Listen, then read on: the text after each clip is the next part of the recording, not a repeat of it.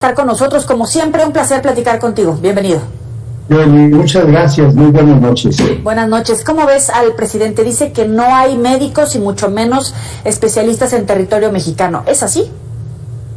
Pues mira, me parece que, como ha sido ya su costumbre a últimas fechas, sigue mintiendo. Mira, te voy a dar los datos que él presenta en los informes cuando hace su informe de gobierno. Ha presentado el informe de gobierno en el 19, en el 20, en el 21. Te voy a dar las cifras. Mira, él recibió el gobierno con el informe del 2018 con 230,000 médicos. En el 19 informa que el total de médicos en el sector público son 235,000. En el 2020 son 237,000. Y por último, en este último que presentó en el 2021, dice que el sector público tiene 241,000 médicos. Eso significa que en 4 años el presidente López Obrador y el sector de Morena ha contratado a 10,000 médicos. 10,011 para ser precisos. ¿Cuántos médicos han egresado de la licenciatura entre el 18, el 19, el 20 y el 21? 50,000 médicos. Es decir, si solamente fueran licenciados en medicina, que es gente que hace 7 años de profesional, 5 de carrera, 1 de internado y 1 de servicio, pues resulta que ahí existe un mercado del casi 80% que no ha contratado. Si además hablamos de especialistas, en esos 4 años se han formado alrededor de 30,000 especialistas. Entonces, de 80,000 médicos formados en los 4 años que el presidente ha estado al frente del gobierno, solamente ha contratado a 10,000, y obviamente que lo que sobran son médicos, lo que falta son plazas, y que él contrate los médicos que hace falta, o lo que él dijo que hacía falta. Ni siquiera con el INSABI, ni ahora con el IMSS Bienestar, porque una vez que terminó el periodo de pandemia, todos aquellos médicos sin plaza que contrataron por honorarios fueron despedidos. Digo, en el caso de Oaxaca, más de 2,200 médicos y enfermeras despedidos. Así ocurrió en todo el país. Entonces el presidente evidentemente está mintiendo. Él dice incluso que no van a ciertos lugares muy distanciados de las poblaciones principales de los estados, o incluso que, pues también aquí hemos platicado con algunos otros expertos, aseguran que efectivamente a donde no quieren ir es a donde hay desplazamiento forzado, a donde pueden exponer sus vidas, aunque no es una regla. ¿Es cierto que no van a ciertos lugares? A ver, Joely, la pregunta sería, si ahorita habláramos de los municipios más pobres, Guerrero, Oaxaca, y no solamente por el estado de pobreza, sino además por el estado de dispersión que tienen. Yo te puedo decir, por ejemplo, Oaxaca tiene un municipio de 88 habitantes. Pues obviamente que el gobierno federal no tiene en su modelo de atención, ni con el IMSS Bienestar, ni con el INSABI, la contratación de médicos. Y entonces lo que está ocurriendo ahora es que todas esas plazas en sitios distantes, en sitios rurales, que se llaman así centros de salud rurales, ahora les llaman de manera muy rimbombante unidades médicas de atención primaria a la salud, le llaman UMAPs. Pues esos UMAPs no contratan médicos, o sea, el gobierno federal no está contratando plazas, pues ahí no va porque ni siquiera hay plazas, lo que hay son plazas para médicos pasantes en servicio social, y el médico pasante pues va por 1 año. Entonces, otro fenómeno que se está apreciando, Joely, que no ha escuchado el presidente, para rato se lo van a decir, es que hoy tenemos el 70% de nuestro alumnado en las escuelas y facultades de medicina son mujeres, Joely. Entonces, cuando tú sabes que en un centro de salud o en una UMAPS, como le llaman ahora, te digo de manera muy rimbombante, unidad médica de atención primaria a la salud, antes llamamos centros de salud rurales, bueno, pues para una mujer le cuesta más trabajo y más. Si además consideramos que ya muchas de estas médicas, tú aquí mismo diste una vez una noticia de una médica que fue asesinada en un centro de salud, recordarás sí. Tú. Bueno, enfrente de un hospital de esta naturaleza, y ese no era un centro de salud rural, estaba enfrente de un hospital de IMSS Oportunidades, un hospital rural, y bueno, hay zonas con peligro que evidentemente no es porque vayan los médicos, sino que vayan a ir los cubanos a hacer eso. O sea, ese no es el tema, porque ni siquiera los tienen identificados. O sea, de manera contundente te puedo decir que de 80,000 médicos que se han formado en el mismo periodo que el presidente ha sido presidente, solamente han contratado 10,000, y la fuente es el informe del gobierno, o sea, no son otros datos, son los que ellos reportan que te van diciendo qué médicos y luego te dicen en qué áreas del país. Entonces es falso, y 500 médicos no resuelven un tema. El presidente, cuando se la pasa diciendo mentiras de manera tan repetida, faltan 200,000 médicos, faltan 100,000 enfermeras. Bueno, él ni siquiera ha logrado basificar los 80,000 que dijo desde un principio que estaban trabajando y que no tenían base. Pero lo más que ha logrado son 10,000 plazas, porque está gastando el dinero en otras cosas. La salud no le importa, desde un principio ha despreciado la actividad médica. Por eso somos el primer lugar de médicos y enfermeras muertos, por no habernos dado el equipo adecuado. Y ahora no ha contratado médicos y quiere ahora traer gente de fuera. Pues que contrate a los mexicanos. ¿Cuántos quiere y se los ponemos de inmediato? Que nos digan que son plazas. ¿Ves?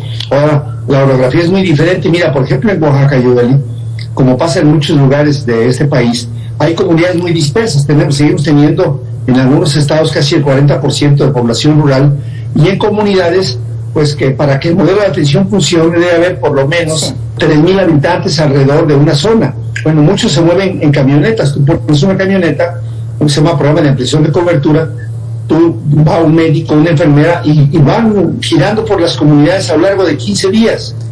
Bueno, todas las unidades de Oaxaca las cerraron, o sea, pararon las camionetas, ya no hay médicos, no hay enfermeras, no hay camionetas.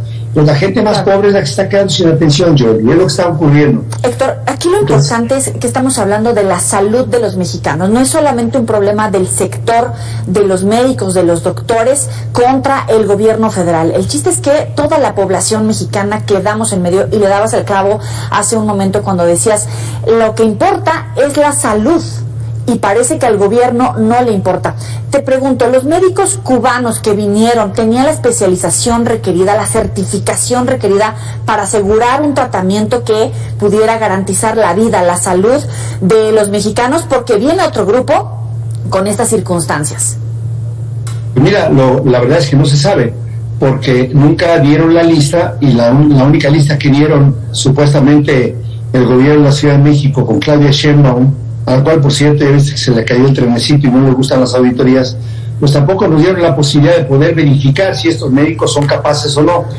Yo soy médico, yo he estado en Cuba, en el hospital del Ministerio del Interior, en el departamento de cirugía, y lo que te puedo decir es que hay gente capaz, sin duda.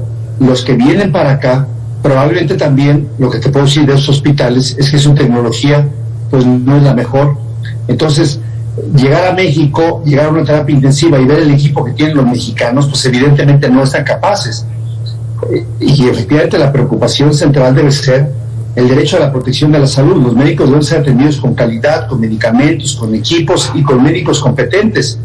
Pues no sabemos si lo están haciendo, porque muchos de esos médicos, por las experiencias que tenemos y las denuncias de Human Rights Watch, la mayoría de ellos son médicos que en ocasiones apenas están haciendo el servicio social o acaban de terminar su licenciatura en La Habana, y 3 años de servicio social, o sea, son pasantes, los mandan a hacer este mecanismo que ha sido reconocido además como una esclavitud. A eso iba, esclavitud moderna. ¿Así lo ves? ¿O a qué le atribuyes incluso que esté buscando pagarle a los médicos cubanos? Es que ni siquiera le pagan a los médicos cubanos, ojalá eso fuera. Se paga al MININ, el Ministerio del Interior de Cuba. En los contratos que sí tenemos a la vista, lo que te puedo decir es que se le paga a Cuba, y luego Cuba, cuando ellos regresan, a lo mejor les pagan, y les pagan en euros. El convenio fue pagarles en euros a tipo de cambio el día que se pagara, en los contratos que hemos tenido oportunidad de analizar. Pero hay una gran opacidad, ¿ves? Realmente en México, para ser médico ocupas tener una cédula, verificar que sea una facultad de medicina acreditada, certificada, que los hospitales por donde roten estén acreditados, certificados. Cuando tú terminas una especialidad médica que puede ser 4, 5, 6, 7, 8, luego hasta 12 años, como es en el caso de un neurocirujano, además te presentas ante exámenes ante tus pares académicos cada 5 años para estar certificado y recertificado. Y aquí pues, a estos médicos los traen solamente a turismo médico, a que vengan a hacer planteamientos de tipo ideológico en las comunidades, pero en la anterior pandemia no sirvieron para eso. Los médicos en los hospitales donde ellos pudieron a veces ser localizados, porque eran más localizados en el Paseo de la Reforma y en los hospitales. De hecho, tú mismo viste notas en aquel entonces de lo que estaba ocurriendo con ellos. Tú les entrevistabas y no sabían qué hacer. Entonces, no les pagan a ellos. Los últimos datos que tenemos por informes son que luego Cuba les paga $100 a ellos al mes, 50 en ocasiones a su familia, Y bueno, ellos cobran en México, o Cuba cubre en México por cada uno de ellos 145,000 pesos mensuales, cuando a un pasante de medicina mexicano que haría la misma función le pagan 1,200 pesos.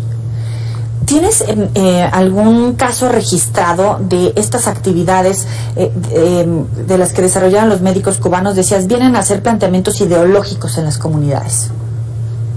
Por supuesto, muchos médicos nos platicaban que se reunían solamente a platicar, es decir, no es gente que estaba en área clínica. Te voy a dar 2 ejemplos, digo que no quisiera mencionarlos, pero uno tiene que decir. Si ellos hubieran estado al menos en una zona COVID, como supuestamente venían, bueno, no tenían experiencia en manejar pacientes COVID, eso era obvio. Y los respiradores que tenemos en México tampoco lo saben manejar ellos, y menos si tienen licenciatura. ¿Ves? Entonces es un tema complejo. Y por último, si hubieran estado, al menos uno de ellos hubiera enfermado, porque tampoco tenían vacuna los médicos. Entonces ninguno de ellos se enfermó de COVID, ninguno estuvo en las áreas críticas donde se supone que deberían estar, y sí estuvieron en áreas rurales platicando, sobre todo en el área de Veracruz. Tenemos reportes que estuvieron haciendo actividades de tipo ideológico-políticas. ¿Y ese sería el fin último del gobierno de México? No, yo creo que el fin primario es seguir manteniendo, seguir apoyo. Mira, si el presidente quiere regalarle dinero a los cubanos, no tenemos problema con eso. Pero como tú bien lo señalas, nuestra real preocupación es que atiendan a los pacientes mexicanos con calidad, y eso es un riesgo. Yoali, ¿tú te dejarías operar por uno de ellos en una comunidad rural?